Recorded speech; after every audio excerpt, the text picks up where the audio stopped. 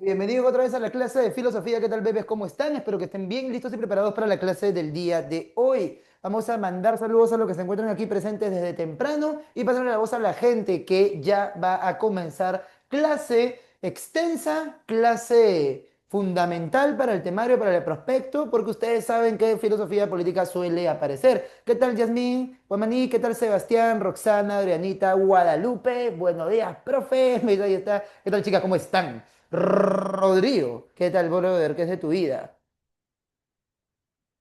Como siempre, reto, vamos a hacer pues una breve contextualización de en dónde nos encontramos ya en el temario, porque ya hemos visto el tema de ética y ahora vamos a hablar de filosofía política, o sea, estamos dentro de disciplinas filosóficas y ahora lo que tenemos que hacer es identificar cuáles son las corrientes fundamentales, quiénes son los principales autores y ver pues ya de repasar, ¿no? Su doctrina. Recuerden, chicos, hay mucha información en la ficha, hay mucho, pero mucho conceptito que ir desilvanando, explicando, analizando. ¿Ya? Ahí la ficha, si ustedes se dan cuenta, está bien, pero bien cargadita. Y entonces es necesario que cualquier pregunta que ustedes tengan la hagan pronto, ¿bien? No esperar a que el tema pase para poder ir en orden. Entonces, vamos a analizar ahora mismo la primera gran doctrina de filosofía política. Bebés, estamos hablando de un filósofo extremadamente conocido que está por todas partes del temario, que ustedes por ahí quizás ya conocen, ya dominan, han escuchado hablar de él. ¿De quién estamos hablando? De tu amigo, el dualista ontológico Platón. Platón, profe, dualista ontológico. ¿Por qué? Porque él creía en la existencia de dos realidades. Y justamente él pensaba que la polis tenía que ser una entidad que responda a una forma de organización ideal. Esa forma de organización ideal para la sociedad humana la plasmó en su obra La República. En La República, Platón establece cuál es la forma de gobierno ideal. Basándose en su propia ontología, decía que existe en otra realidad, en esa otra dimensión, en el mundo de las ideas, los valores eternos. Los valores como el bien, la justicia, la prudencia, existen de manera independiente en el mundo de las ideas. Y solamente unos cuantos nada más iban a estar capacitados para poder acceder a esas formas o ideas. Entonces ahí es donde comienza a diferenciar, comienza a decir que solamente esos que han captado esas formas perfectas, eternas de todas las cosas y especialmente de los valores supremos son los que deben de gobernar. Y justamente esos Araceli que han captado esas formas del mundo de las ideas son los amantes del conocimiento, los amantes de la sabiduría, o que le podemos decir también filósofos, pues. Entonces ahí es donde se plantea su doctrina sofocrática, donde se plantea su soberanía de la inteligencia. Entonces vamos acotando ciertas cuestiones, como que, por ejemplo, para tu querido y gran amigazo Platón, el Estado lo que busca hacer es garantizar la justicia. Lo que busca hacer el Estado es garantizar la justicia. ¿Y qué implica esto, chicos bonitos, chicos hermosos? Que se respete la función que va a cumplir cada persona, ¿ok? Mira, lo que es justicia para Platón no es lo mismo que la justicia en el mundo moderno contemporáneo. Recuerda, para Platón justicia es que cada uno cumpla con su función. En la polis, cada quien va a tener su función. ¿Y de qué depende esa función? Depende del tipo de alma que tú tengas. Entonces, por eso es que tenemos que hablar de los tipos de alma, de la virtud y de la función sobre todo. Entonces, cada uno va a tener su propio espacio, ¿no? Como vemos, pues, gente en una empresa, por ejemplo, cuando tú mañana más tarde trabajes, ¿no? Primero tienes que ganar experiencia en una empresa y luego ya pones la tuya, ¿no? Si tienes capital para eso. Si eres ordenado, eficiente, ahorras y pones tu negocio de lo que quieras poner tú, pero primero ganas experiencia, pues. Entonces, justo, ¿no? Cuando recién chambees por primera vez, te vas a dar cuenta que cada quien tiene su propio espacio, cada quien tiene funciones determinadas. Y en el caso de Platón, las funciones se van a determinar por el tipo de alma. A poner por acá, tipos de alma. Y hay que recordar también a qué refiere cada tipo de alma. Tipo de alma, virtud y función. Esto implica una clasificación jerárquica de la sociedad. No nos engañemos, Platón no es democrático. Platón es completamente antidemocracia. ¿Por qué, profesor? Porque ¿te acuerdas cómo murió Sócrates? Sócrates no murió porque él realmente haya sido culpable de lo que se le acusaba. Sócrates muere porque los sofistas que lo acusan tenían mayoría de voto. Y Platón ve eso y se da cuenta que no siempre lo que diga la mayoría, no siempre lo que diga el pueblo es realmente lo justo. No siempre que porque el pueblo está de acuerdo en algo, necesariamente es lo más inteligente. Para muestra un botón. Se vienen las elecciones, pero en las últimas elecciones que tuvimos, el pueblo votó para que en segunda vuelta estén Keiko Fujimori y Pedro Castillo. Entonces, Platón diría que, pues, oye, mira, no necesariamente lo que diga la mayoría va a ser lo correcto. Y por eso es que propone una organización jerárquica de la sociedad. Esta organización jerárquica pone al alma concupiscible o también apetitiva como la base. Y para Platón, la mayoría se dejan llevar por su función concupiscible, o sea, por sus deseos carnales materiales. Para Platón, el alma concupiscible está relacionado a lo que nuestro cuerpo desea, pide, quiere. Un ejemplo de esto acá, chicos bonitos, podría ser, por ejemplo, el sueño. Por acá seguramente alguien en este momento ha estado durmiendo en la clase pasada. A ver, por ahí quizás algunos están envueltos en modo oruga. Si estás envuelto en modo oruga porque tienes frío, pon tu XD ahí en el chat. Si has estado durmiendo la clase pasada, ya para la segunda clase me conecto, dijiste, pon tu XD ahí en el chat, porque ahí tu alma concupiscible ha tomado posesión de ti, pues, ¿no? Todos tenemos alma concupiscible, porque todos tenemos deseos materiales. Lo que hay que hacer es controlarla, ¿ya? ¿Cómo se controla? Con la virtud de la templanza, la virtud del control de los deseos materiales. ¿Ya? Estoy muy cansado, entonces si puedo dormir algo rápido, una siesta, pues lo hago. Y si no, ya será mi fuerza de voluntad la que domine, la que mande en ese momento. La que me diga, oye, no, ¿sabes qué? Yo no, ahorita no debo dormir, debo de seguir adelante. Entonces, concupiscible, templanza. Y luego tenemos otra función que es la de ser los productores. También hay una confusión usual en esto sobre a qué se refiere el hecho de ser productor, a qué se refiere esto de los productores. Muchos creen que son exclusivamente los campesinos, los artesanos. Dicen, ah, ya, productores, artesanos, campesinos. No, productor es todo aquel que se dedique a la actividad económica en esa polis ideal, incluidos los artesanos, los campesinos. Sí, claro. Pero, por ejemplo, tenemos ahora a una persona, imagínate, ¿no? Que produce cientos y cientos y cientos de prendas de ropa. En Gamarra, por ejemplo. ¿Ya? Para Platón, igual es productor. Pero, profe, ese empresario de Gamarra anda en una Porsche Cayenne. Pues sí, una vez estaba por ahí, estaba buscando, me acuerdo, mi disfraz para Halloween el año pasado.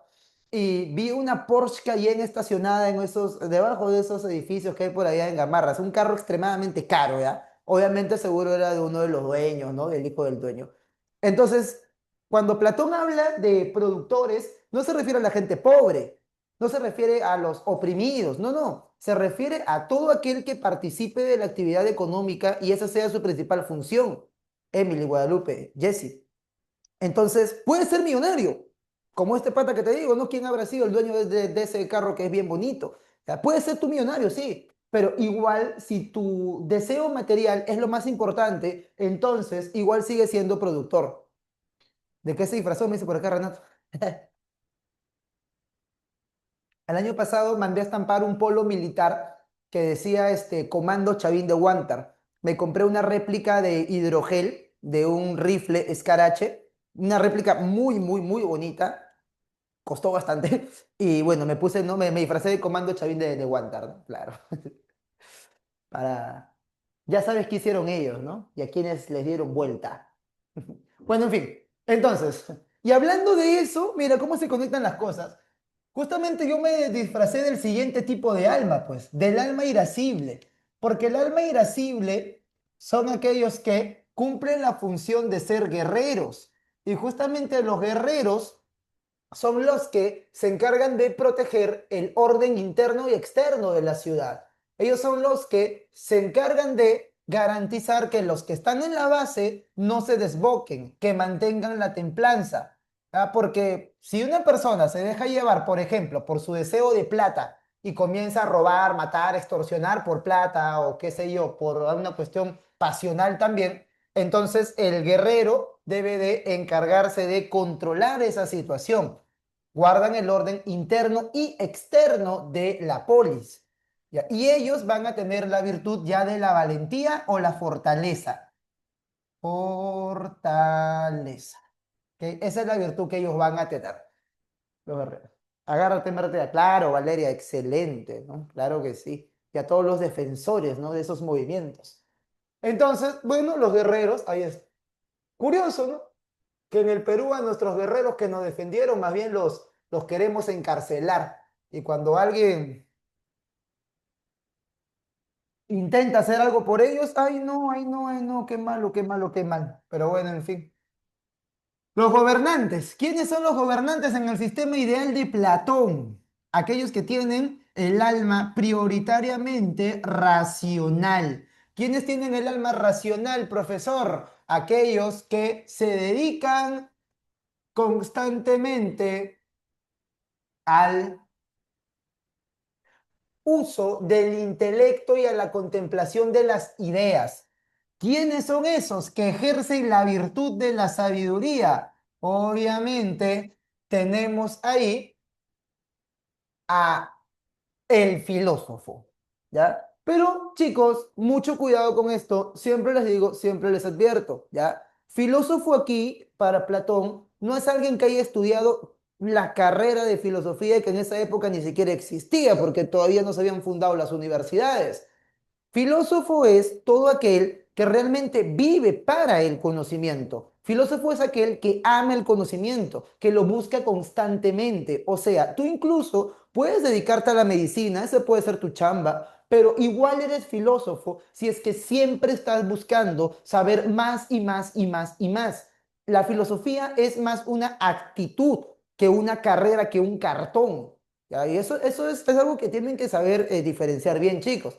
Por ejemplo, ¿no? Desde que se quitó el puntaje mínimo, cosa que yo siempre reclamo a la universidad, que regrese el puntaje mínimo. Si alguien tiene menos de 900 puntos, no vale, no tiene derecho a ser universitario, a mi juicio, porque a mí me juzgaron con ese criterio.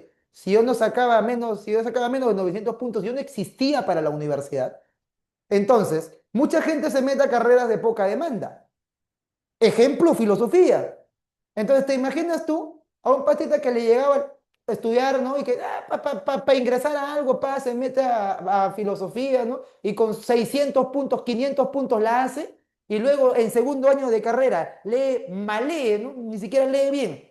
Malinterpreta un texto de Platón y dice, el filósofo debe gobernar. Uy, carajo, yo debo ser el que mande, el que gobierne este país. Yo soy guía de la humanidad. y ni su cuarto puede tener limpio, ya, eso no es un filósofo, pues, ya.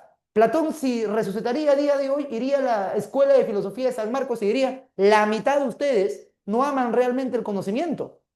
Filósofo, por eso les digo, es una actitud de seguir, perseguir la sabiduría constantemente, quererla alcanzar, buscarla. ¿Eh? Les metería cachetada, pues Platón, claro, pues Renato, excelente. Entonces, ahí no necesariamente es el filósofo como actualmente lo entendemos, ¿ya? De una manera profesionalizada. ¿Ya? Dime.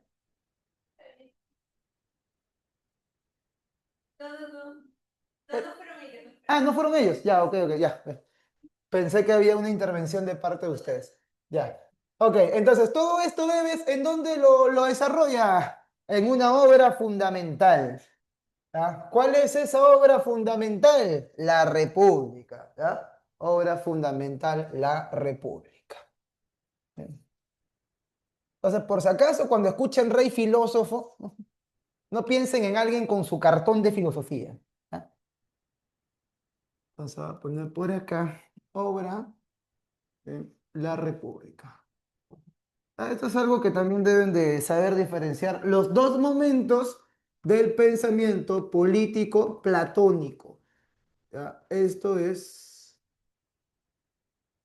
el primer momento, donde se propone la llamada teoría del rey filósofo. Soberanía de qué? De la inteligencia. Inteligencia. Voy a poner por acá, rey filósofo. En una palabra, sofocracia. Sofocracia. Y acá Platón se opone ¿a qué? A la democracia.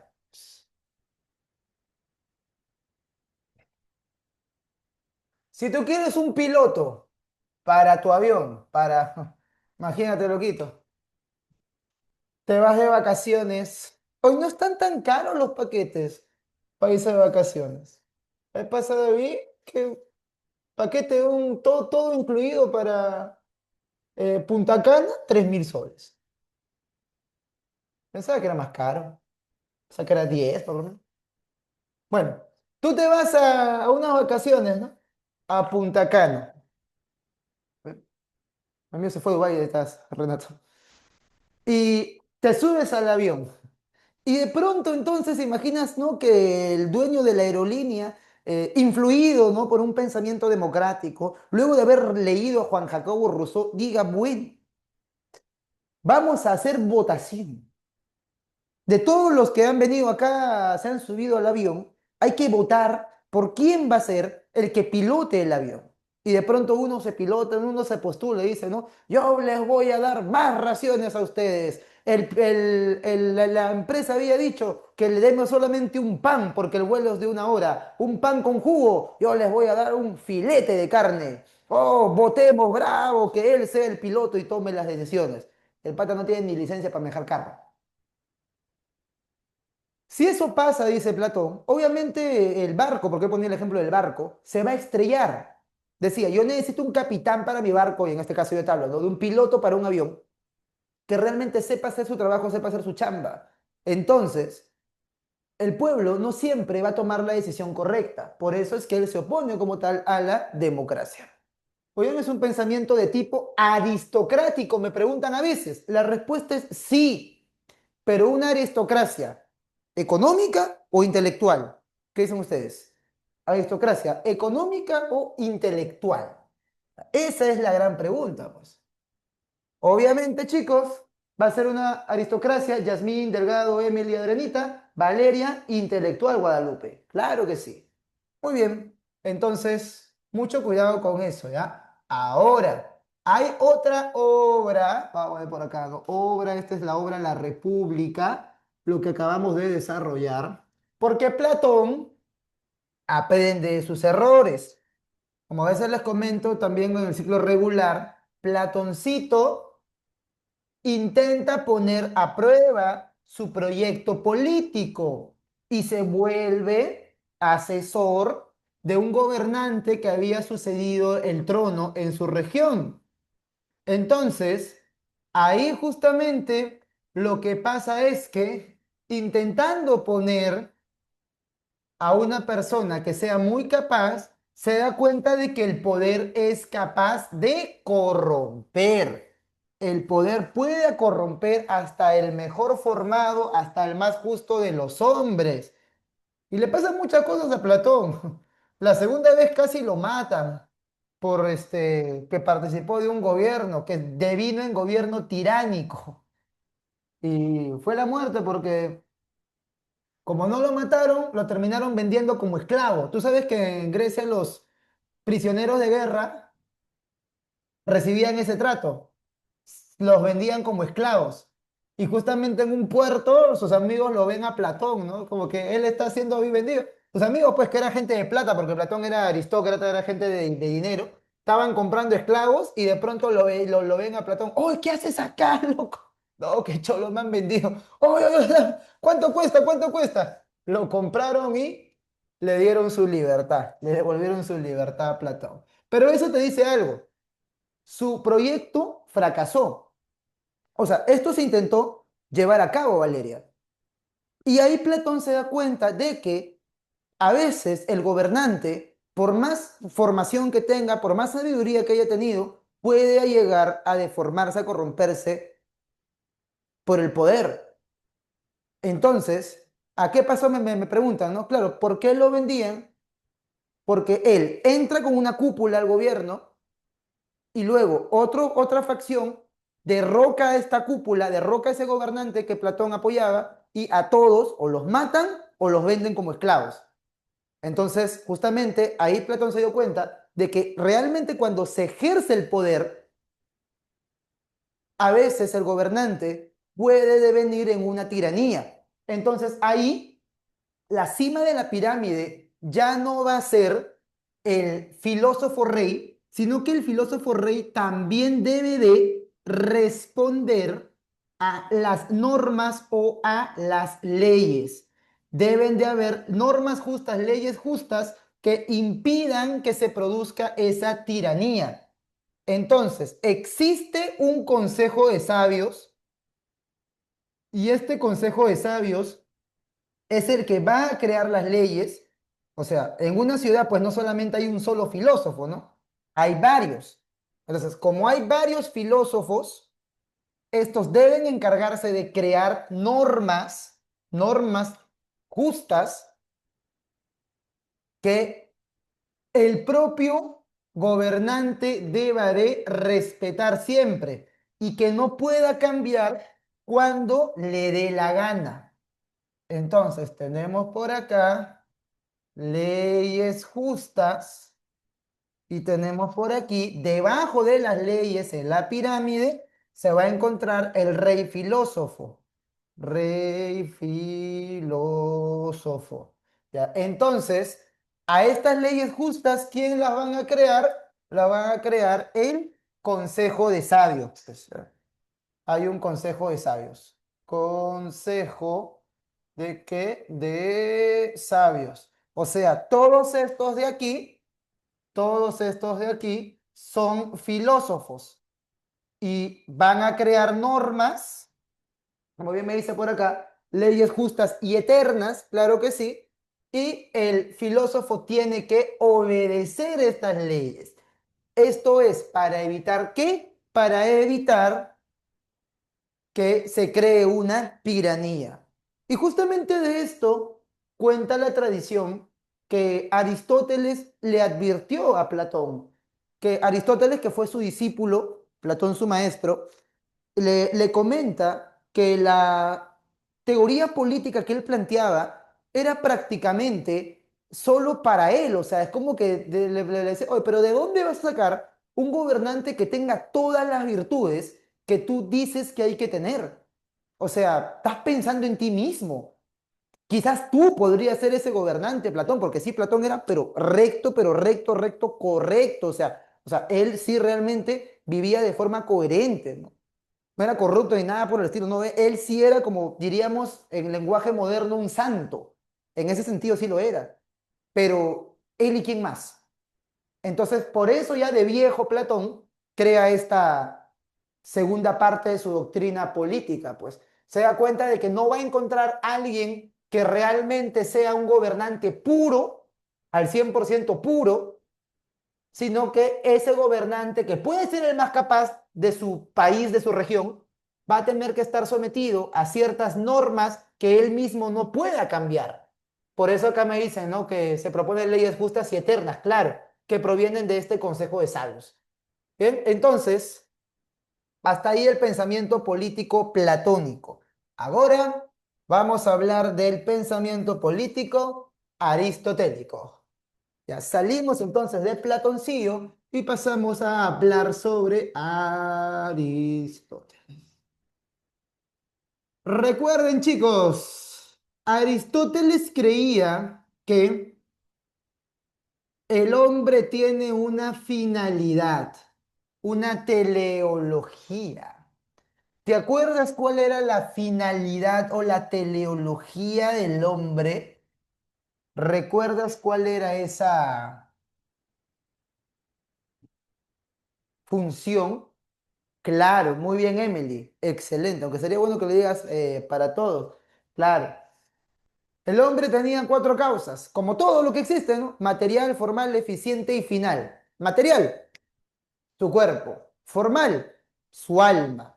Eficiente, sus padres, pues, que lo fabricaron en algún momento. Y final, su finalidad, su propósito del hombre, alcanzar la felicidad. Muy bien. La eudaimonía. Entonces, el Estado tenía que contribuir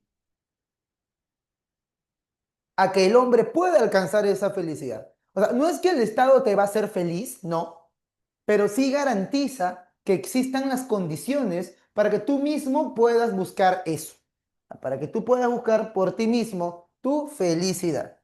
Entonces, eso es lo que tiene que garantizar el Estado. Ahora, ya que estamos pues poniendo esto, a que no adivinan cómo se llama la obra donde Aristóteles desarrolla su teoría política. Profe, ¿cómo se llama? La política. Ve. Sí, así se llama. Ya, y aquí dice, entre otras cosas, cuál es la naturaleza del hombre, cuál es la naturaleza del ser humano, Valeria. La naturaleza del hombre es que es un animal político. En griego, zoon politikon, que significa que sea animal político, que es gregario, o sea, que siempre tiene que estar en relación con los demás miembros igual a él de su especie, es gregario y también utiliza la palabra para ponerse de acuerdo con el otro. ¿Ya? La palabra racional en griego se pone desde un término que es logos. El hombre utiliza el logos, la palabra racional, para organizarse con los demás. Entonces, por eso decimos que es un animal político, porque es social y racional. Muy bien, Sebastián, excelente. Entonces, el hombre, su naturaleza es ser político. Claro, y él lo dice, ¿no? El hombre es el más político de todos los animales, por encima de las abejas y las hormigas. Pone ese ejemplo en su libro. Entonces, vamos a poner por acá, animal político. Animal político. Muy bien, muy bien, muy bien. Social y racional, como bien recuerdan ustedes. Ahora, a partir de esto, entonces, clasifica las formas de gobierno de dos formas, de dos maneras, ¿ya? Puede ser un gobierno puro que busca el bienestar común y gobierno impuro que busca el beneficio personal y nada más que el beneficio personal. Entonces vamos a poner por acá las formas de gobierno desde la perspectiva de Aristóteles. clasificándolo en torno a esto. Ya, si es gobierno puro o si es gobierno impuro. Y también el otro criterio, porque es una tabla de doble entrada, es si es que es gobierno de uno, gobierno de pocos o gobierno de muchos. ¿Ah? Ahí está la gran pregunta, el gran detalle. ¿Gobierno de uno, gobierno de pocos o gobierno de muchos? Bien, a ver entonces.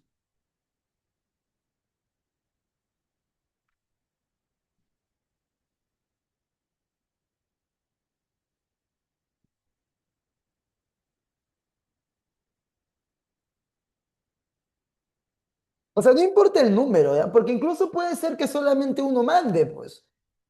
Mira, si solamente uno manda, no hay problema. Profe, pero ¿cómo es posible que va a mandar solamente uno? Es que la pregunta es, ¿con qué objetivo? Si lo hace con el objetivo del beneficio personal, ahí sí está mal, pues, ¿no? Beneficio personal o el bien común, el bienestar común. Ahí sí es correcto. Cuando es el bienestar común, a esto se le llama una forma pura de gobierno. Ya, ese es un gobierno puro. Y cuando es el beneficio personal, es un gobierno impuro. Y cuando es uno el que gobierna de forma impura, entonces ahí tenemos la tiranía. La tiranía. Pero cuando no, es monarquía. Cuando lo hace realmente por toda la gente, o al menos pues por sí mismo también, ¿no? Porque el gobernante también tiene que pensar en sí mismo, porque él forma parte del colectivo. Pero no solamente piensa en sí mismo, sino piensa en todos, incluyéndose él también. Entonces ahí sería monarquía. Ahora, me dice, profesor, ¿y los que dicen que no le gusta la política, así que deciden no hablar de ello como especie de igual son políticos? Ajá, claro. En este caso, eh, justamente Aristóteles utiliza un término para los que no se interesan por la política. ¿Ya? El término en griego es el idiotikos, de donde sale justamente la palabra idiota. O sea, así, ¿ah? La palabra idiota hace referencia a aquel que no participa de los asuntos públicos de la ciudad, aquel que cree que está desligado de eso. Pero incluso justamente aquel que cree no participar de eso, igual se le considera como animal político, porque igual vive en sociedad. Justamente suelo poner eso de ejemplo, le suelo decir a la gente, ¿no? Oye, por más que tú te consideres que no votas, ¿no? Que a ti te llega la política, ¿no? Que todo es show, pero al final de cuentas, ¿vives en sociedad o no vives en sociedad? No, que a mí me llega la gente, yo odio al ser humano, yo soy antisocial o soy asocial. Ya, la ropa que tú utilizas, ¿la has fabricado tú? No. Para aprender filosofía, álgebra, historia, todos los cursos que llevas, necesitas de un profe. Ese profe es otro ser humano, entonces eres social, quieras o no. O sea, quieras o no, eres una persona que está en relación con otras igual a él, salvo que te vayas al monte. En este libro, La política, Aristóteles dice, el que no es social o es un animal o es un dios. Y cara de Zeus, cuerpo de Ares, de acá no te veo, ¿no? Entonces, si es que no participas de la vida política, pues porque eres un ermitaño que está viviendo en el monte, y sí te creo que no eres político, que eres como un animal, o en todo caso estás por encima de eso, no eres un dios. Pero todos los hombres necesitan de la sociedad para vivir. Es una buena pregunta que me hace la compañera. Profe, ¿y el término idiota? El término idiota está reservado para aquel que, siendo animal político, niega su propia politicidad, niega su propia existencia como ser social. Ahí justamente hace referencia a Aristóteles. El término específico es idiotez. Bueno, entonces, gracias. Bien. Claro, votan por cualquiera. ¿A quién me dio más risa? Ah, voy a votar por él, dicen. Bien, entonces, cuando es un monarca lo hace por todo. Es el que busca el bienestar común. Ahora, ¿qué pasa cuando son pocos aquellos que ejercen el mando, el control del gobierno? Ya, vamos a poner por acá, ¿ya? Pocos. Cuando lo hacen solamente por su propio beneficio, es impuro el gobierno y a eso se le llama oligarquía. Y cuando lo hacen por el bienestar de todos, se le va a llamar aristocracia. Aristocracia. Aristocracia. Así está. Es una especie de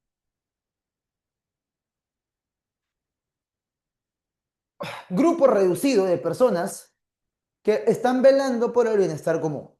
Y recuerda que para Aristóteles, como el justo medio es lo que debe de guiarnos, entonces, si no son demasiados los que participan de las decisiones, pero tampoco solamente uno, porque es muy poco, tendríamos pues a la forma más equilibrada aquí, ¿ya? En la aristocracia, que lo hacen realmente por el bienestar de todos. ¿Ok? Bueno, deberían trabajar, ¿no? Para el bienestar de todos. Y cuando son muchos los que gobiernan, muchos, justamente ahí aparece pues el sistema democrático. Esto puede devenir en demagogia, demagogia, demagogia, o sea que es cuando un partido político llega con su gente a través de promesas vacías, básicamente populismo, y eso lo hacen para su propio beneficio, para su beneficio de ellos, demagogia. Y cuando lo hacen por el bienestar común, podría ser república o politeia. Vamos a poner por acá república. República. Entonces, ahí tienen la clasificación de los gobiernos desde la perspectiva de Aristóteles. Muy bien. Perú históricamente, demagogia, pues. Y unos que otros momentos oligárquicos, ¿no? Y uno que otro tirano también, o sea, puro gobierno impuro. Si no, date cuenta, pues, de qué es lo que ha pasado, ¿no? Actualmente con nuestros gobernantes. Toledo, que llegó al poder con ese cuento, ¿no? De que no, que soy andino, por lo tanto bueno. ¿No ves? Soy cholo igual que tú, por lo tanto soy bueno. Ratero. Otro que no era cholo, que era blanco, gringo. PPK, también ratero. Mestizo, Ollanta Humala, otro choro. Y así sucesivamente, ¿no? Hasta ahora tenemos hasta mujer todavía, ¿no? Cuando salga Dina probablemente la terminen caneando en algún momento y él mandando la presa. Entonces, ni para decir, ¿no? Hemos tenido de todo, ¿no? Hasta chino también, el chino, por ejemplo, también otro, ¿no? Entonces, bueno, puro gobierno impuro acá en el Perú, ¿no? Tu presi, que era como un padre para ti, que decías, ay, no, él es bueno, también ya está demostrado que era tremendo, ratero, corrupto, coimero, forma de gobierno impuro, pues. ¿Qué podemos decir de eso? Bien. Bien, entonces chicos, ahí tenemos a tu querido gran amigo Aristóteles. ¿Ya? Ahora sí, vamos a pasar a hablar de lo que ocurrió durante la época medieval. ¿Ya? Vamos a hablar entonces de la época medieval. Profe, sigue defendiendo las redes, me dice por... Bueno, en fin, no sé, no te metas a defender políticos, bro. Defiende ideales en todo caso, defiende valores. Siempre le digo a mis alumnos, porque ahora que se vienen las elecciones, a eso, profe, ¿por quién hay que votar? Yo le digo, oye, no fastidies, yo nunca te voy a decir por quién votar. Yo lo que te digo a ti es, ubica tus valores. ¿Qué eres? ¿Qué defiendes?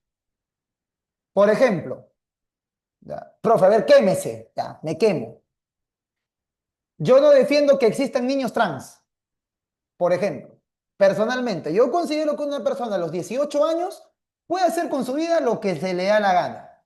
Que se vaya a Tailandia y se opere con su platita es su problema. Bienvenido, si te gusta, no te gusta, es tu roche. No es mi cuerpo.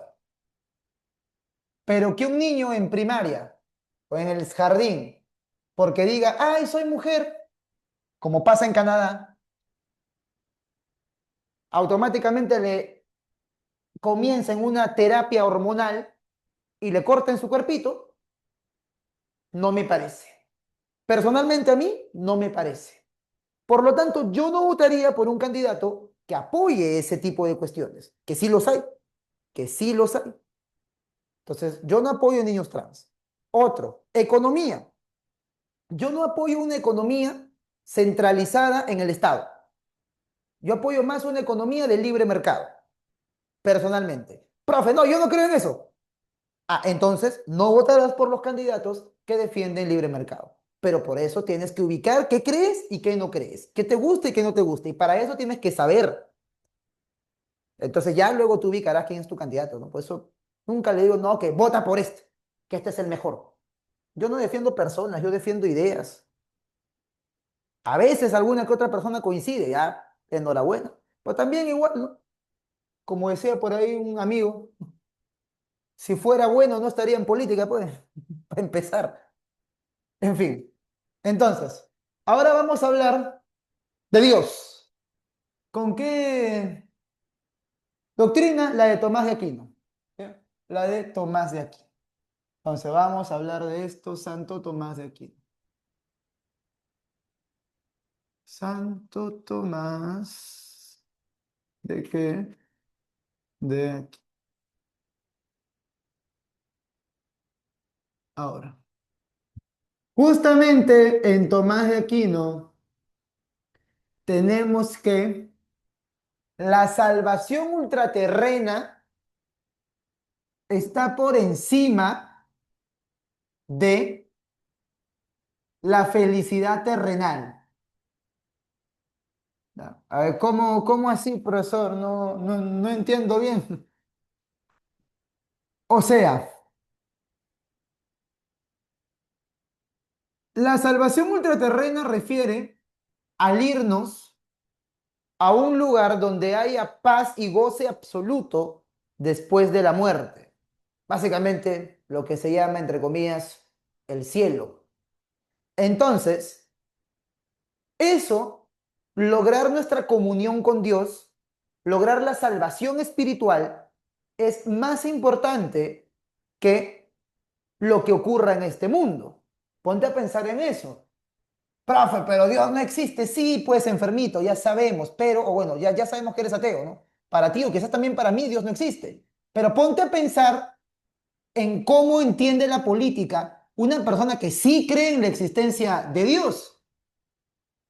Una persona que sí cree en la existencia de Dios cree que su alma es inmortal. Entonces, si su alma va a vivir durante toda la eternidad, entonces es más importante lo que pase con su alma que lo que pase con su cuerpo en los 80 añitos que vive. Para una persona que es creyente, ¿no? Y en esta época en Europa, pues el 98-99% de las personas eran cristianas, que iban a preferir mil veces la salvación ultraterrena o que su alma esté en orden con Dios a la felicidad terrenal. Felicidad terrenal. Y justamente la iglesia era la institución que se encargaba de velar por la salvación del alma. Y el Estado, como lo decía el maestro Aristóteles, se encarga de la felicidad terrenal. Entonces, en conclusión, la iglesia debe mandar por sobre el Estado. La iglesia debe mandar sobre el Estado. La iglesia manda. Y esto explica pues por qué es que los papas tenían tanto poder en su momento. Pues. La iglesia debe mandar al Estado. a esto. Porque la gente estaba de acuerdo en eso.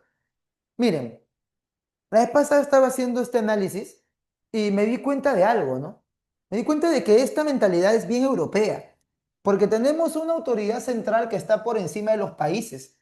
O sea, recuerda, durante mucho tiempo, pues, los papas ponían y quitaban reyes, o en todo caso, el poder del rey se tenía que supeditar al poder del papa.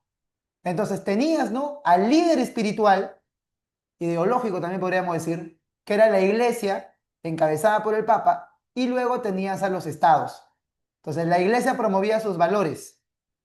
Actualmente también existe una organización supranacional que determina qué directrices van a seguir los países dentro de Europa. Ya no es el Vaticano, ahora es la Unión Europea. Y la Unión Europea pone regulaciones en base a los valores que ellos defienden y esas regulaciones son acatadas por todos los países.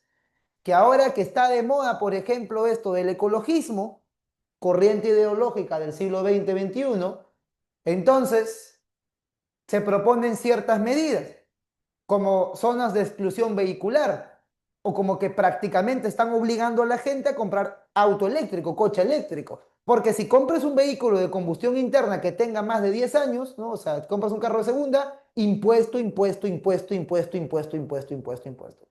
Te prohíben, multa, no, no, no, tu carro ya, no, esa gasolina, no, estás matando al medio ambiente, desgraciado, basura, maldito. Si no te mandan preso es porque, en fin, entonces, tienes una organización supranacional que determina la forma de pensar de los países y dentro de los países sus habitantes. Pues eso en algún momento, ese poder lo tenía el Vaticano. ¿Por qué? Porque la gente sí estaba convencida. O sea, la gente era cristiana, la gente creía que el alma estaba por encima del cuerpo, que la salvación eterna tenía mucho más peso que lo que nos pasa en este mundo. Y lo que nos pasa en este mundo es controlado por el Estado. Y lo que le pasa a nuestra alma es gestionado por la iglesia. Y por eso es que la iglesia debe mandar sobre el Estado. Claro, esto solo es coherente, esto solo tiene sentido si es que tú asumes que existe un alma inmortal y que existe Dios. Pues no. Si para ti no existe el alma inmortal ni existe Dios, entonces pues esto no va a tener sentido. Pero en esa época la gente sí, ¿no? Sí creía en eso. Muy bien, ahora sí que hemos visto, vamos a hablar de mi papá, Nicolás Maquiavelo. Vamos a hablar de Nicolás de Maquiavelo. Darlo por aquí. ¿Qué pensaba este filósofo, este autor? ¿Ok? Nicolás Maquiavelo.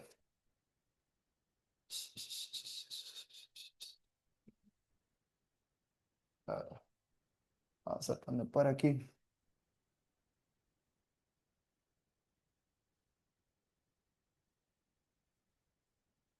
¿Padre de qué? Padre del llamado realismo político. Ah, realismo político. ¿Por qué realismo político, profesor? Porque él te muestra la política no como debería ser, sino como realmente es, donde no hay buenos ni malos, solamente hay gente que se pelea por el poder y que utiliza los discursos, sea cual sea, como una herramienta para convencer a la población. ¿Ya? Ese es el análisis que él hace. Separa la política de la moral. Dice que el gobernante no tiene por qué necesariamente ser bueno. Eso de esperar al santo para que venga a gobernar es una ilusión, es una utopía. Y justamente, Nicolás Maquiavelo pertenece al periodo histórico del Renacimiento. Y en el Renacimiento se escribieron ciertas obras que narraban una sociedad perfecta, donde no había opresión y todos juntos de la mano, como hermanos, bailábamos, hacíamos ronda y cantábamos el Kumbaya. A esas obras les llamábamos las utopías, ¿ok?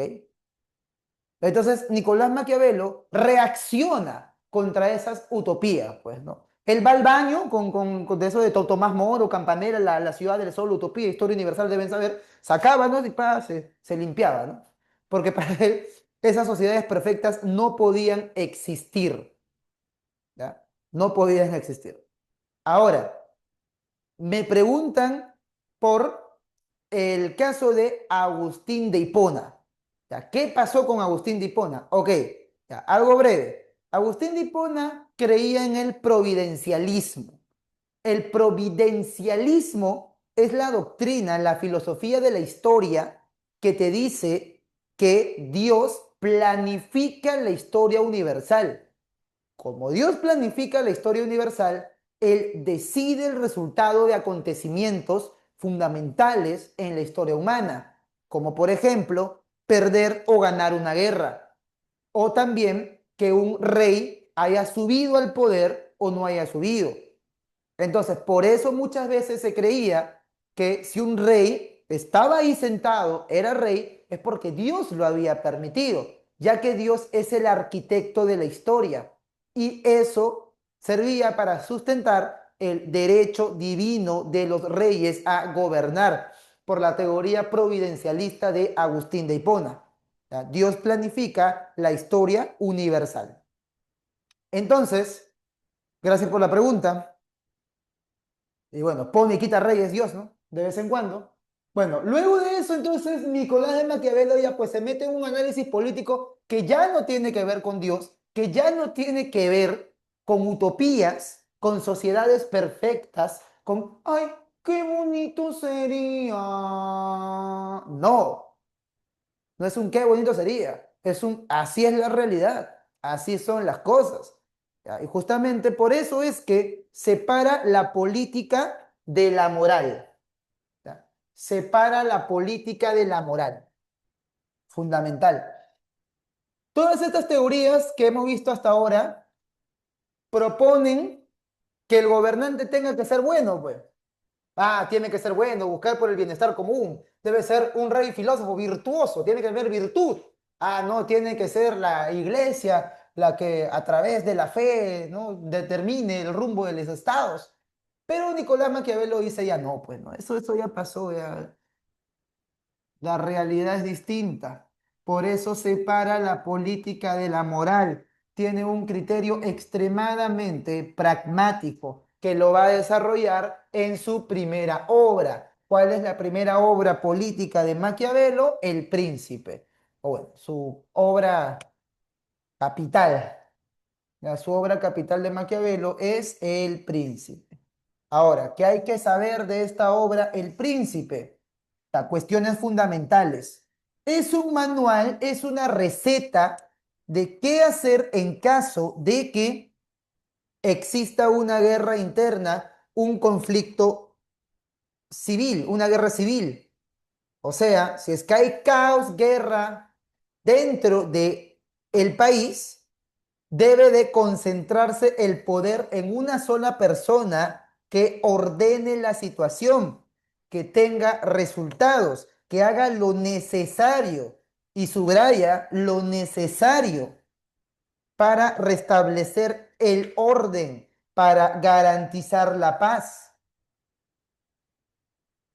A veces vas a tener que hacer cosas que estén reñidas con la moral. Jesse. Vas a tener que hacer cosas que estén reñidas con supuestamente lo bueno. A ver, pónganse. Imagínense por ahí, ¿no? Este es un dilema muy usual en esta serie, Doctor House. Si tuvieras que mentirle a un paciente, eso obviamente está mal, ¿no? Es inmoral. Pero si tuvieras que mentirle a un paciente para salvarle la vida, ¿lo harías? El objetivo es salvarle la vida. Si tuvieras que mentirle, ¿lo harías? Sí, no, ya depende de ti, pues, ¿no? Maquiavelo, como es bien pragmático, diría, obviamente, sí, claro. Si me permite cumplir con el objetivo, hay que hacerlo. Entonces él admite la concentración del poder para restaurar la paz. Si hay caos, se admite la concentración del poder. Si no, bueno, eres kantiano, no eres platónico. Ahí está, eso es en el príncipe. Y acá hay ciertos conceptos. ¿Ya? Por ejemplo, tenemos el concepto de la virtud, que es lo que entiende Maquiavelo por virtud. No es lo mismo que Platón. Para Platón la virtud es haber contemplado la idea del bien, el valor de la sabiduría, fortaleza, templanza y operar según ese valor. O sea, básicamente para Platón, virtuoso es el que se comporta siguiendo la idea del bien y de la justicia. Para Maquiavelo, como su análisis no es moral, es de eficiencia, entonces lo que le da eficiencia a un gobernante es la fuerza y la astucia. Pone por acá, la astucia y la fuerza. ¿Bien? La astucia y la fuerza. Esto es lo que hace a un gobernante realmente virtuoso. Ahí lo dice. Lo desarrolla en el capítulo 14 y 17 del Príncipe, uno de mis libros de cabecera. Lo pone en una metáfora. Dice que tienes que ser una zorra y tienes que ser un león. La zorra simboliza la astucia y el león simboliza la fuerza. Esto de la astucia implica hacer lo que sea necesario. A veces vas a tener que fingir debilidad. Como decía el maestro Sun Tzu en el arte de la guerra. Cuando seas fuerte, finge que eres débil. Cuando seas débil, finge que eres fuerte. Así engañas al enemigo. Eso es parte de la astucia. O también saber, como dice, ¿no? Hacerse el sonso y esperar qué es lo que la gente hace. Y la fuerza es tener la capacidad para cortar cabezas en el momento que sea necesario. O sea, básicamente, por ahí, todo está bien, pero hay un disidente que está intentando tumbarse abajo las medidas que tú tienes para organizar a la gente. Pues, ¿qué te queda, no? No te va a quedar de otra más que deshacerte de él. Entonces, la virtud para Maquiavelo ya no tiene nada que ver con la moral. Es el cuán eficiente eres para mandar. Y justamente ahí aparece la llamada razón de Estado. La razón de Estado en Maquiavelo es la justificación para el uso del poder. Justificación para el uso del poder. Para el uso y abuso del poder. O sea, con tal de que el Estado sobreviva, hay que usar el poder a toda costa. Justificación para el uso del poder. Claro que sí. A ver, profe, un ejemplito de esto de acá. A veces para que haya orden hace falta palo. A veces van a pasar ciertas cosas, ¿no? Resolviendo un problema. Otra vez, imagínate que seas médico, que seas doctor y estés haciendo una operación, estás extirpando un tumor. A veces extirpando el tumor vas a llevarte un poco de tejido sano, poquito de piel, ¿no? O de tejido interno que no esté con el cáncer, pero eso es parte del procedimiento. Ahora imagínate que viene uno que nunca ha operado en su vida y te comienza a reclamar, no, no, solo debiste llevarte el tejido canceroso nada más, ¿por qué eres mal? Pero para evitar que el cáncer, no, lamentablemente no se puede, porque hay que hacer esto de acá. Ay, no, no debes. A ver, opera tú, po.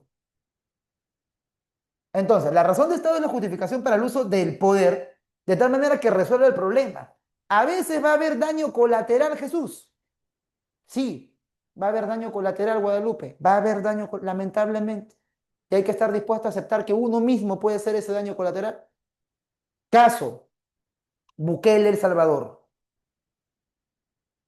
Razón de Estado. ¿Se comenzaron a mandar presos a muchos? Sí, claro.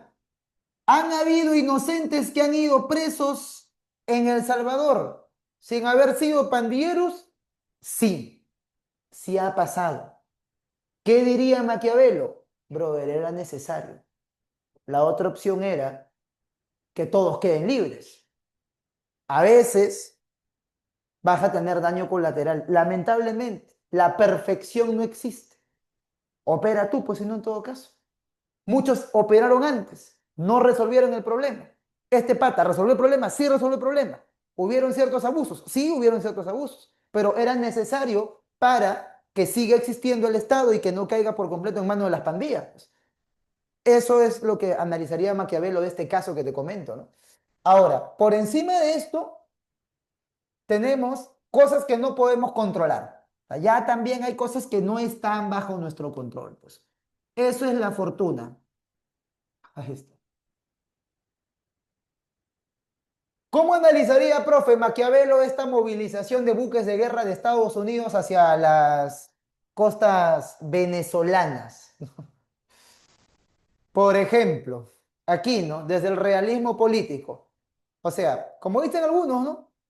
Yo puedo estar de acuerdo con que Maduro lo voten del poder, porque gracias a él y a su revolución del socialismo del siglo XXI hemos tenido una inmigración masiva de gente que no tenía para comer o que estaba muy mal en su país, Venezuela. Yo puedo estar de acuerdo en que lo voten, en que Estados Unidos le mete un par de misiles Tomahawk, o que con un grupo de comandos SEALs lo extraigan y lo lleven preso o le hagan lo que sea. Yo puedo estar de acuerdo en eso. Pero de ahí a creerme el cuento de que Estados Unidos lo va a hacer porque creen en la democracia, porque creen en la libertad, hay que ser un poquito caído del palto, ¿no? No son ni buenos ni malos, diría acá en este caso Nicolás Maquiavelo, solamente hacen lo necesario para que ellos puedan sobrevivir. Nada más, simplemente se justifica el uso del poder porque ellos quieren mantener el poder para las próximas elecciones. Y hay cosas que van a pasar que nos convienen y cosas que van a pasar que no nos convienen. Claro. Y acá me dicen, no, por interno, ¿quiere petróleo? Sí, muy probablemente. O también otras cosas que pueden querer, porque si Trump vota a Maduro, todos los votantes hispanos en Estados Unidos, que son muchos los votantes hispanos, que odian a Maduro, van a votar por Trump en las próximas elecciones o por su partido. Entonces, más allá del petróleo, también es una cuestión política que él va a obtener como beneficio. Entonces, ¿le conviene al gringo Trump votar a Maduro? Sí, lo conviene. Ahora, ¿le conviene a los venezolanos que vote a Maduro? Bueno, muchos dicen que sí. Entonces, acá no hay ni buenos ni malos, acá no hay santos ni demonios, acá hay negocios. Ese es el detalle. Hacemos negocio, ya, Pecholo. Te voto a tu dictador, pero ¿cómo es conmigo? No, pero es que mira, ¿cómo es conmigo? Yo pongo los soldados. ¿Te conviene? Ahí está. Ese es el análisis maquiavélico, pues. Ahora, ¿qué es la fortuna, profe? La fortuna implica los hechos incontrolables. Por ejemplo, si en este momento, con el solo hecho de que los gringos hayan movido sus tropas al Mar Caribe, un general venezolano captura a Maduro y lo entrega a la población, captura al dictador Maduro y lo entrega a los gringos, ya pues eso le conviene a él, pues, ¿no? Buena fortuna, ¿no? Aquel ocaso. Está peleando una guerra, por ejemplo, Vladimir Putin. Mi papá, Vladimir Putin. Está peleando una guerra ya pues con los ucranianos, ¿no? Que también Vladimir es otro frío, ese más frío. Hay un video de Armapedia de cómo es que mueren todos sus enemigos, o es lo caso. Demasiado eficiente para esa vaina. Bueno, mi papá Vladimir Putin. eh, se le muere un enemigo. Se le muere Zelensky, por ejemplo, que es su enemigo, ¿no? En Ucrania. ¿Ya? Se le muere el payaso de Zelensky a Putin. Le conviene. Buena fortuna. Se le muere su mejor general a Putin. No le conviene, mala fortuna, pero eso él ya no lo puede controlar, pues. Es un hecho incontrolable, ¿ya? Eso es lo que se analiza en El Príncipe. Virtud, razón de Estado y fortuna. Ahora, Maquiavelo no considera que el poder tenga que ser eternamente concentrado en una sola persona. No. Por eso es que San Marcos lo ubica dentro de la tradición del republicanismo. Porque hay otra obra, profe. ¿Cuál es esa otra obra? Los discursos sobre la primera década de Tito Livio. En esa obra, Maquiavelo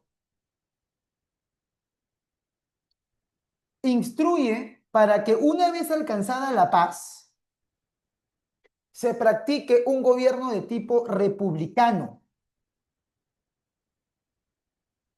Ese gobierno de tipo republicano va a impedir que surja un dictador. O sea, básicamente todo el sistema se puede resumir en: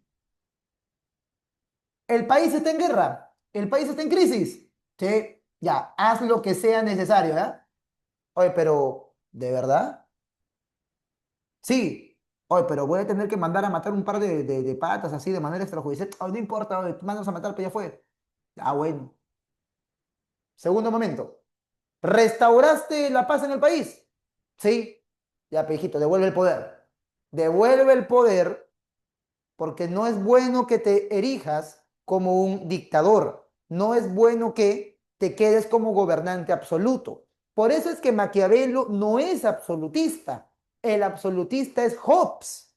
Porque para Hobbes el gobernante sí tiene que estar siempre ejerciendo el poder de forma absoluta. Maquiavelo cree que el poder se concentra hasta resolver el problema del caos. Una vez que se resuelve el problema del caos, ahí sí practicas una forma de gobierno con separación de poderes. A eso se le llama república. Entonces, mucho cuidado con esa diferencia. No vas a creer que Maquiavelo es absolutista. Todo esto que te digo de que, pues a veces hay que mandar a hacer un par de asesinatos. Sí, pues no, de vez en cuando, pues no, ya. A veces lamentablemente no se puede ejercer el orden de manera tan eficiente si es que no nos saltamos las reglas morales. Ya, todo eso es esta primera etapa, pero solamente en caso si hay caos nada más, de que haya caos. Si es que ya hay paz, entonces ¿para qué vas a ejercer el poder de esa manera? No tiene sentido. Si ya hay paz, entonces practica la república, pues. Por eso es que se lo considera como republicanista. Si hay paz, practica el republicanismo. A ponerle así, ¿eh? Y lo vamos a encerrar. Porque en San Marcos sí pone a Maquiavelo como representante del republicanismo. Ahora, con esto del republicanismo tenemos ciertas cuestiones, ¿ya? Para comenzar, leyes antitiranía. ¿Qué es esto? Antitiranía. Esto es para evitar leyes, normas, para evitar que una persona se quede en el poder para siempre. Y sobre todo que si va a estar en el poder comience a afectar a la población para beneficiarse él mismo. Esto sí es fundamental, dice Maquiavelo, que legalmente nadie se pueda volver dictador. Aparte de eso, también existe la participación ciudadana, ciudadana. Tienes que participar activamente. Y también tienes instituciones sólidas. Instituciones sólidas. O sea, organismos del Estado como la RENIEC, la JNE, por ejemplo, los bancos, el Banco Central de Reserva, ¿no? Que deben de tener independencia política. ¿Bien? Claro, o sea, todo parte del mismo sistema, me preguntan por interno, pero Maquiavelo propuso primero la monarquía y luego el republicanismo. Claro, o sea, esto de la concentración del poder, tiranía, monarquía, absolutismo, como le quieras llamar a la concentración del poder en una persona, no es una monarquía en el sentido tradicional de que siempre va a haber un rey, no, no, no, no. sino que es solamente una cuestión provisional. Es una cuestión provisional. ¿Para qué? Para restaurar la paz. ¿Ya? Una vez restaurada la paz, y para eso puedes hacer lo que sea necesario para restaurar la paz. Para eso viene ya la segunda etapa en la cual, una vez lograda la restauración del orden interno, ya tienes que ser republicano. Por eso es que Maquiavelo es republicanista. Como tal, no le puedes poner monarquista, pero en El Príncipe te dice que para lograr la paz necesaria para esa república hay que olvidarse un momento de la moral. Ese es el mensaje final de esto. Hay que olvidarse un momento de la moral. ¿Ya? Profe, pero es que ya se habían rendido, ¿no? Que esto, que el otro. Pero si los dejabas vivos, iban a querer negociar. Si los dejabas vivos, iban a pasar cosas que no se podían permitir. Pero que ya estaban rendidos, profesor. Profe, ¿de qué habla? Justo que me sacaron hace rato y me hicieron recordar, ¿no? ¿De qué me disfracé el año pasado? De Comando Chavín de Wander, pues, porque justamente era por eso, pues. Porque muchos criticaban, ay, no, pero es que no debieron darles vuelta, ¿no? Porque, bueno, Maquiavelo hubiera dicho que era necesario. Claro. Muy bien. Entonces, vamos a seguir y vamos a hablar sobre otra parte ya, que es el contractualismo. Las teorías contractualistas del Estado proponen que debe existir un contrato social. ¿Qué es eso, profe? Una especie de pacto que se realiza entre los ciudadanos y el Estado para garantizar la existencia de un orden. Los ciudadanos ceden derechos a cambio de que se les resuelva el problema de la seguridad y de la paz. Vamos a hablar entonces de estas teorías contractualistas, ¿ya? Vamos a poner por acá. Hobbes, Thomas Hobbes. Esto de acá, chico, ya, mira, pucha, creo que ya sabes, ¿no? Porque esto te viene en historia también. Hobbes, él sí defiende el absolutismo a rajatabla. Él sí defiende una monarquía absoluta. Absolutismo. ¿Por qué? Porque para él el estado de naturaleza, o sea, la condición antropológica del hombre, es caos, guerra, constante. Con esto del estado de naturaleza nos referimos aquí a cómo es naturalmente el hombre, cómo es naturalmente el ser humano. Para Hobbes, el hombre naturalmente, así te digo, naturalmente es egoísta, rapaz y violento. Y no es que antes era y ahora ya no es porque somos civilizados. No, no, no, es que siempre el hombre tiende al caos. Y como siempre tiende al caos, es parte de su naturaleza, entonces siempre tiene que haber una mano dura. A diferencia de Maquiavelo, ¿no? Que dice que la mano dura es hasta establecer la paz. No, para Hobbes es siempre la mano dura. Siempre, siempre, siempre. ¿Por qué? Porque somos una basura, pues.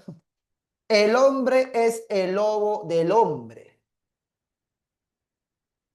decía Thomas Hobbes. Entonces, a esto referimos con su famoso estado de naturaleza, la condición antropológica. Estado de naturaleza. El hombre es egoísta, rapaz y violento. Como te puede salir, ¿no? En guerra constante, matándose entre sí. Ya, lo que tú tienes que hacer es encontrar el sentido a esto y grabarte esa idea. Entonces es egoísta, egoísta, rapaz, violento, violento, en guerra, En una palabra, profe, caótico, en una palabra, malo por naturaleza. En una palabra, el hombre es malo por naturaleza. A no ser que se le precise ser bueno. Por eso decía, ¿no? El hombre es el lobo del hombre.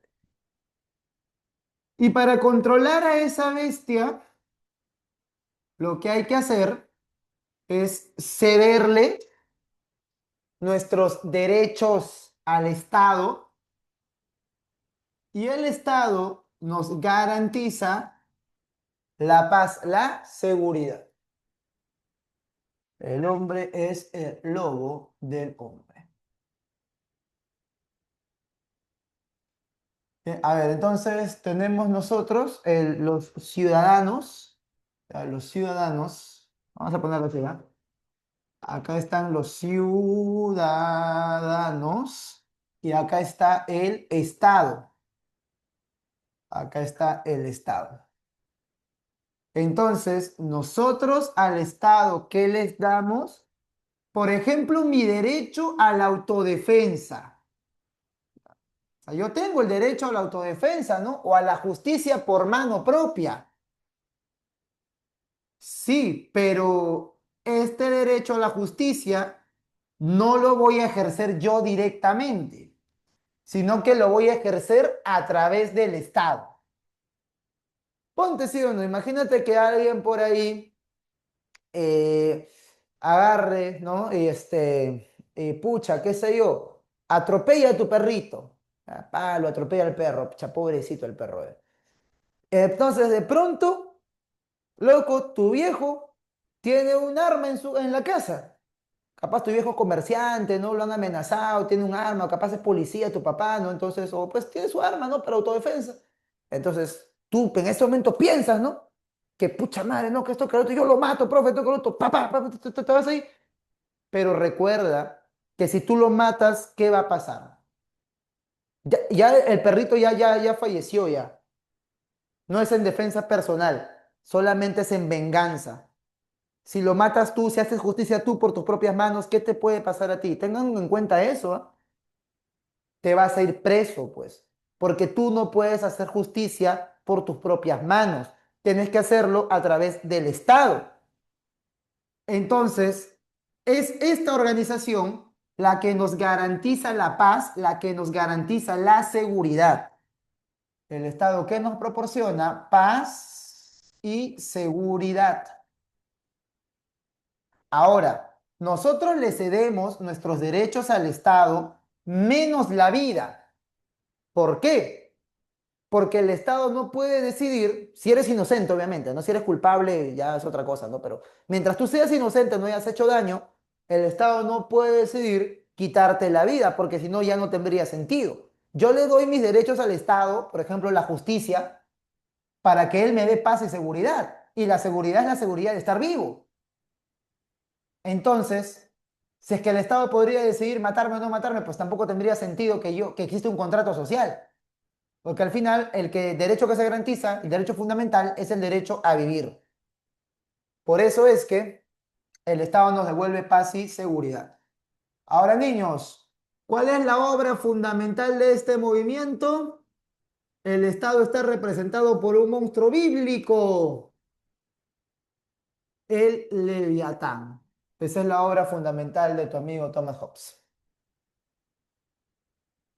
Adicionalmente a esto, aparece también Juan Jacobo Rousseau. También aparece Juan Jacobito Rousseau. ¿Bien? Ahí está. Vamos a ver entonces. Juan Jacobo Rousseau. Ya, Rousseau. Ah, profe, Rousseau, ¿qué pensaba Rousseau? Ya, él es defensor de el gobierno de tipo democrático, pues, ¿no? De la democracia. Él como tal creía en un estado de naturaleza de bondad en el hombre. ¿Qué significa eso? Que el hombre es bueno por naturaleza, en una palabra. ¿Y quién es quien lo corrompe? La sociedad.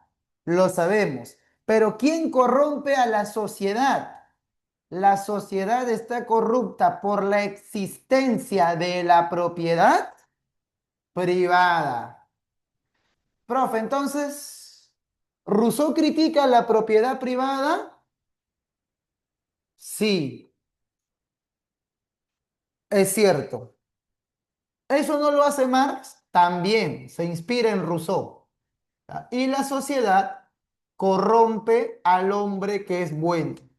Entonces, el origen de los males se va a encontrar en la propiedad privada. ¿Qué propone él como contrato social? En su obra, justamente, ¿no? El contrato social. ¿Qué propone? Propone que nosotros elijamos por soberanía de la mayoría a nuestros representantes.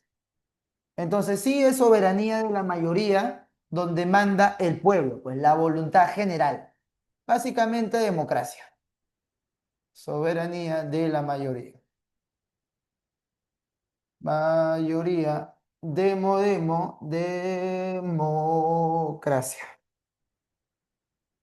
Bien, esto ya es para recordar, ¿no? Lo que propone Rousseau. Y también tu querido y buen amigo Johncito Locke, que hablaba al respecto de los derechos fundamentales o los derechos naturales que tiene el hombre. El hombre, dice John Locke, es naturalmente social. Entonces, antes de que haya existido el Estado, el hombre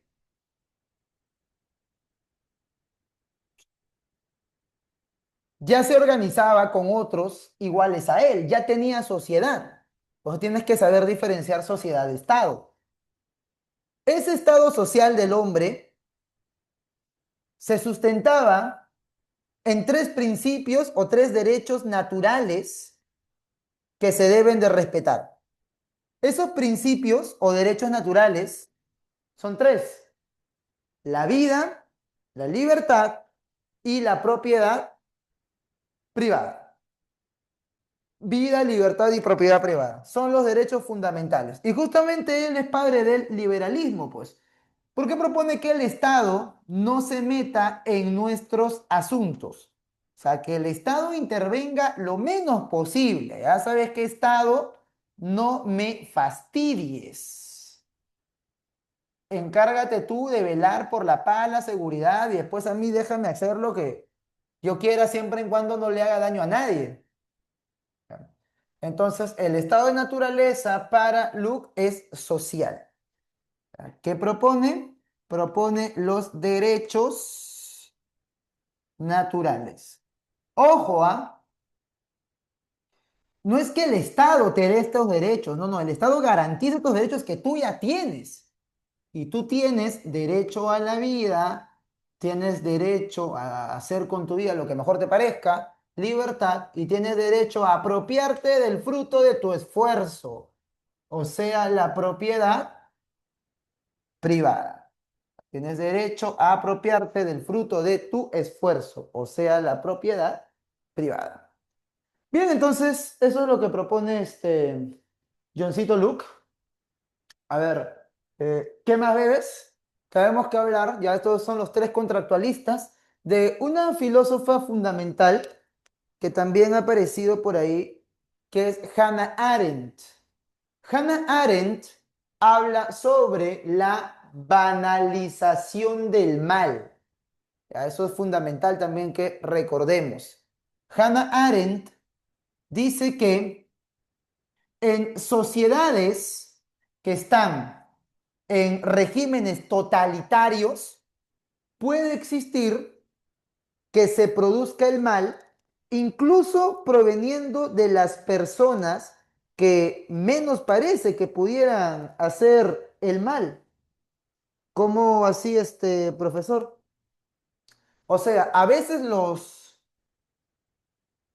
hechos monstruosos de la historia son realizados por personas cotidianas que naturalizan el mal. Por eso se habla de la banalización del mal. Como que de pronto, pucha, no sé, pues esté de moda, ¿no? Ya dice, ¿no? Cacería de chamos, dice, ¿no? Pucha. Comenzamos así a darles vueltas de la nada a los tortugas, que tampoco está bien hacer eso, ¿no? O sea, hay como en todo lugar buena y mala gente, ¿no? O sea, a los malos, adiós, ¿no?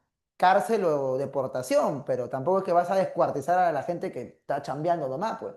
Entonces, ahí Hannah Arendt propone, ¿no? Que el mal no se termine naturalizando, ¿ya? Esto es antitotalitarismo. Antitotalitarismo. Tienes que diferenciar totalitarismo de dictadura. El totalitarismo no es lo mismo que la dictadura o el autoritarismo. ¿Ya? El autoritarismo sucede en un gobierno en el cual hay presencia fuerte del Estado, sí, pero no se mete del todo en tu vida privada. ¿Ya? O sea, a ver.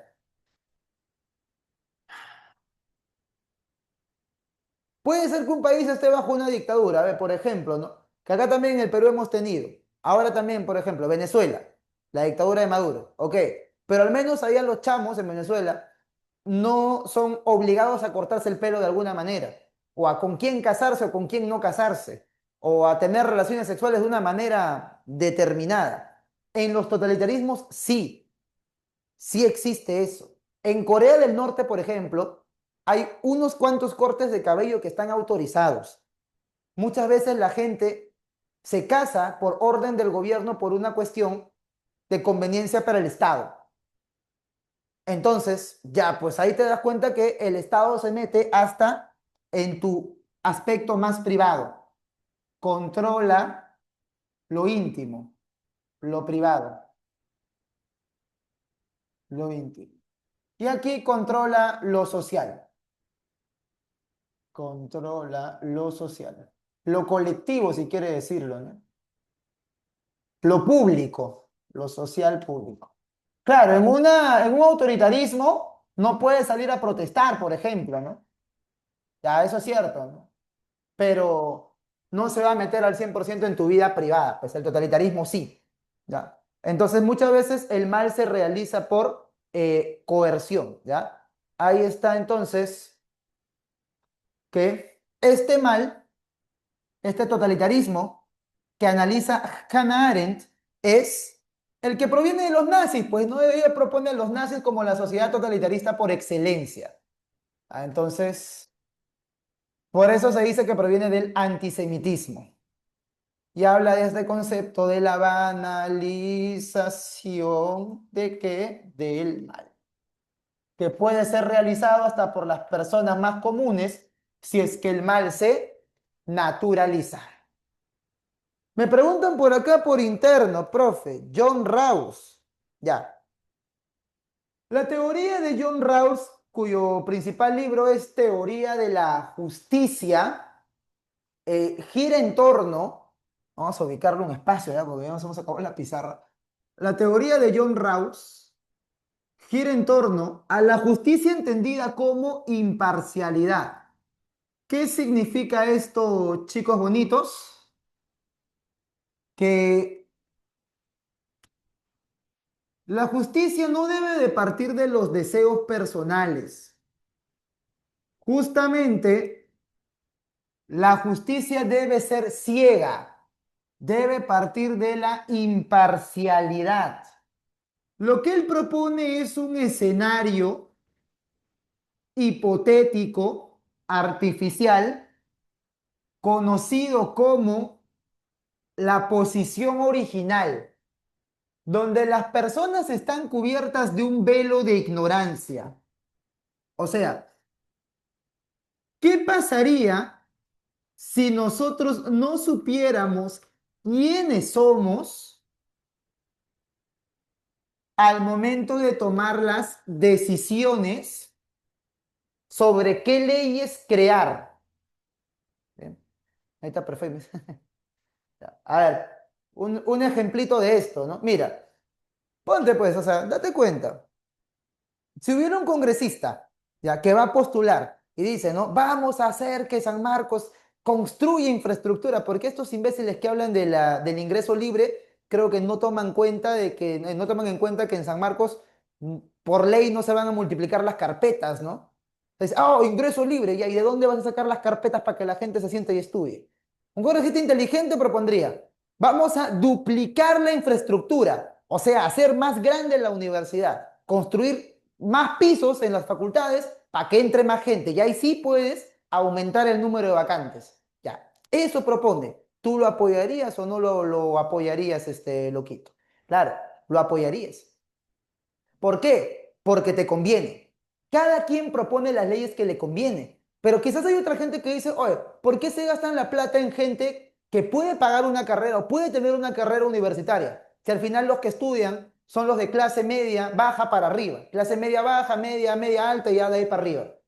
Mejor en los que no tienen absolutamente nada hay que gastarse los impuestos. En la gente que vive sin zapatos en la calle y que no puede pensar en estudiar porque tiene que trabajar. En ellos hay que pensar, dirían otros que están en esa situación. El millonario propondría que no hay que cobrarle impuesto a ellos, que tienen empresas pequeñas. Y así, cada quien jala agua para su molino. Por lo tanto, para evitar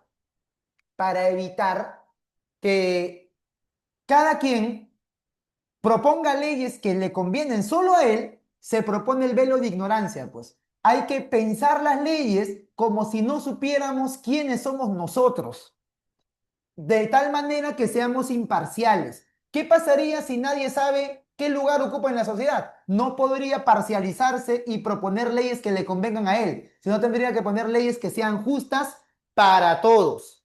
Y por eso es que se opone al utilitarismo, ya que me lo preguntan, porque el utilitarismo propone que sea el beneficio para la mayoría. No, Rawls no quiere la mayoría. Rawls quiere que se contemple absolutamente a todas las personas, que sean leyes justas para todos.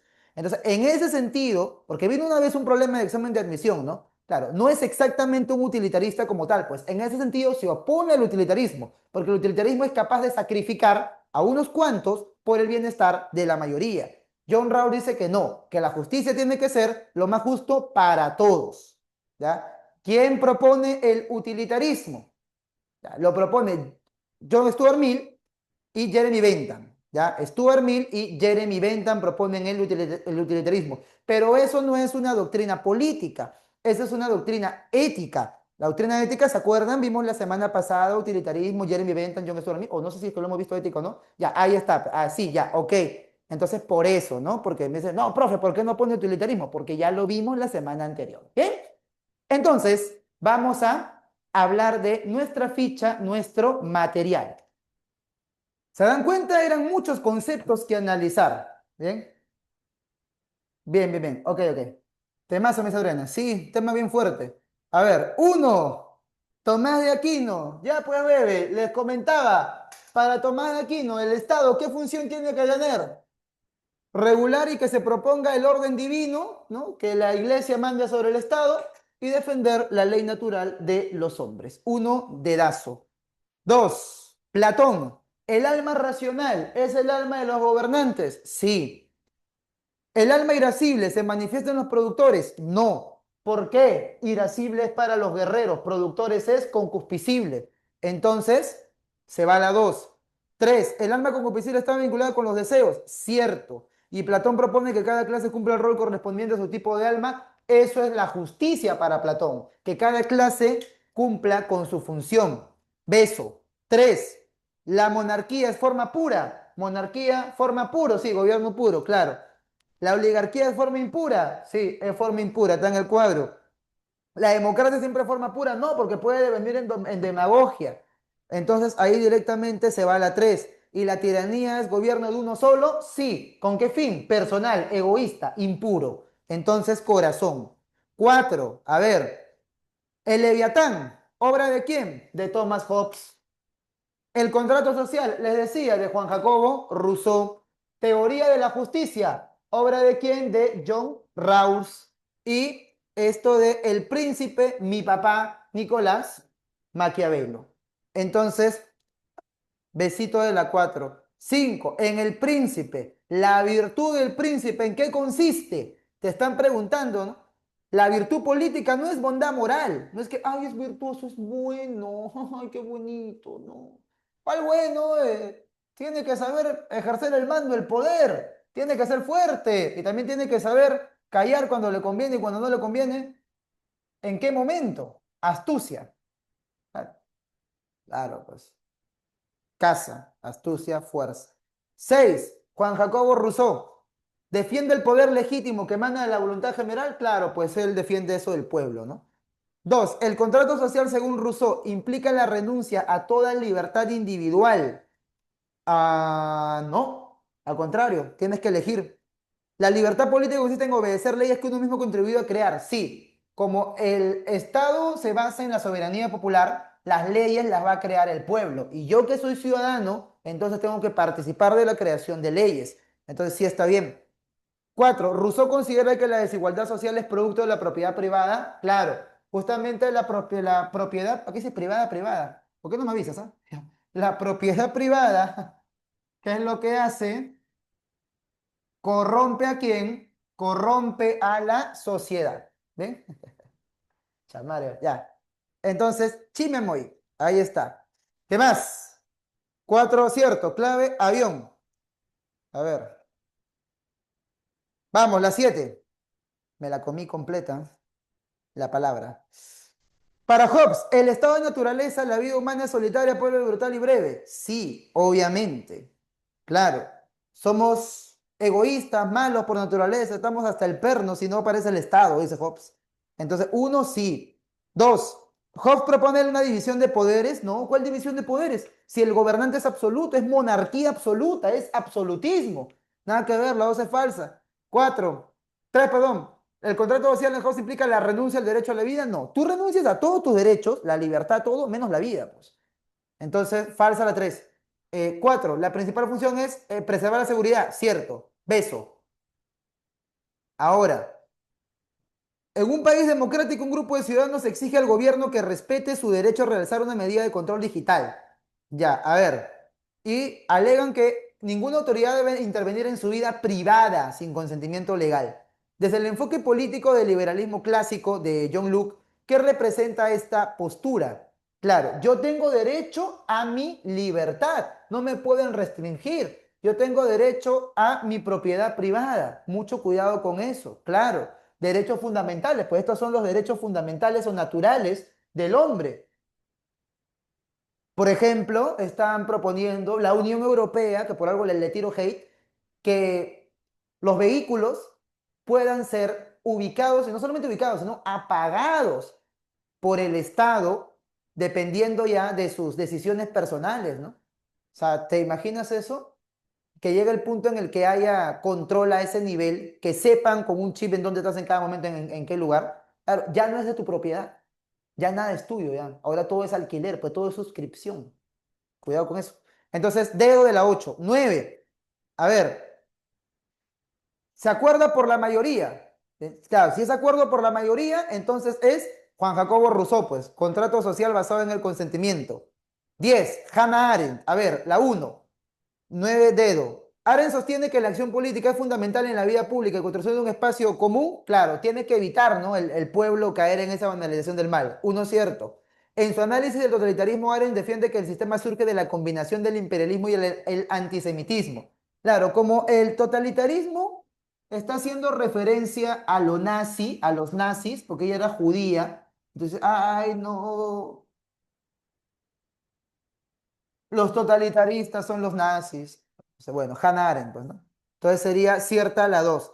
Arendt argumenta que el poder radica en la fuerza y coerción, siendo el uso de la violencia un medio legítimo. No, la violencia no es legítima para gobernar, pues si esto es antitotalitarista, el totalitarismo está mal, controla lo íntimo mediante la violencia. Se va la 3. Y la banalidad del mal, concepto desarrollado, señala como individuos comunes pueden cometer atrocidades sin reflexionar críticamente. Sí, pues, como te dije, ¿no? En muchos regímenes, la gente que mata, descuartiza, es porque ya está acostumbrada a eso, pues.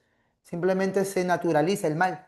Dedo, de la 10. 11. Durante la crisis por inseguridad nacional, un presidente toma la controvertida decisión de crear grupos militares de exterminio para acabar con las bandas criminales. Soy ese. Aunque esta medida es cuestionada por su falta de legalidad y se aduce que viola los derechos humanos, se logra disminuir los índices de criminalidad. Ya, pues, ¿qué diría Maquiavelo? Que era necesario, que estaba bien. Una manifestación de la virtud política basada en la eficacia del poder. 11 dedo. A ver, 12. Para acabar con la extrema delincuencia de su país, el presidente toma decisiones rápidas sin consultar al Congreso, restringe libertades civiles y ordena la intervención militar para controlar el caos. ¿Qué diría Maquiavelo? ¿La acción del presidente puede interpretarse como un ejemplo del uso de Maquiavelo de la razón de Estado? Sí. Justificación para el uso del poder, ¿verdad? Para Maquiavelo, el gobernante debe anteponer la estabilidad política, incluso si se aparta de la legalidad o moral, sí. Aunque tengas que hacer algo ilegal, si es necesario hay que hacerlo.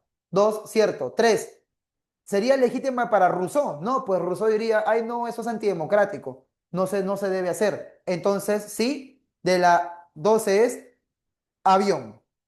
La cuarta ya por deducción es cierta. 13, está fácil, relaciona. Hobbes, ¿con qué va? Soberano absoluto. John Locke, esto va con derechos naturales.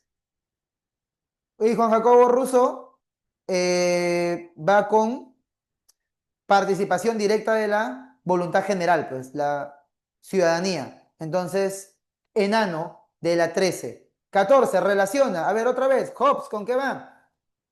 Sobre el estado de naturaleza, ¿no? ¿Cómo es el hombre? Para Hobbes, estado de guerra permanente, pues siempre estamos en conflicto, en caos. Para John Locke, estado de libertad, igualdad moderada, un estado social. Y para Juan Jacobo Rousseau, el hombre es bueno por naturaleza, es inocente, está en inocencia y armonía. Por eso de la 14 es besito. Y 15 para irnos. La profesora plantea el siguiente ejercicio. Cada estudiante debe proponer reglas para repartir los recursos del salón, sin saber qué rol ocuparán después. Claro, tú no vas a decir, ¿no? A los que cumplan tal rol, no hay que darles nada, porque a ti te puede tocar ese rol. Y si tú no sabes qué papel vas a ocupar, estás practicando esto del velo de ignorancia para que haya imparcialidad en las decisiones. Así funcionaría. Entonces, la clave de la 15 es enfermo. ¿Qué es un contrato social? Me pregunta Luis por interno. Contrato social es un pacto tácito, o sea, no enunciado, implícito, un pacto que hace el individuo con el Estado. Es como una especie de acuerdo en la cual decimos, ya, yo te cedo este derecho y tú me das tal cosa. Por eso se habla de un contrato social. Para que surja la sociedad, tiene que haber un pacto entre individuos. Y respondí a la pregunta de Luis Guadalupe. Nos vemos en la siguiente clase. Se me cuidan, bebés. Muchas gracias y hasta pronto. Chau.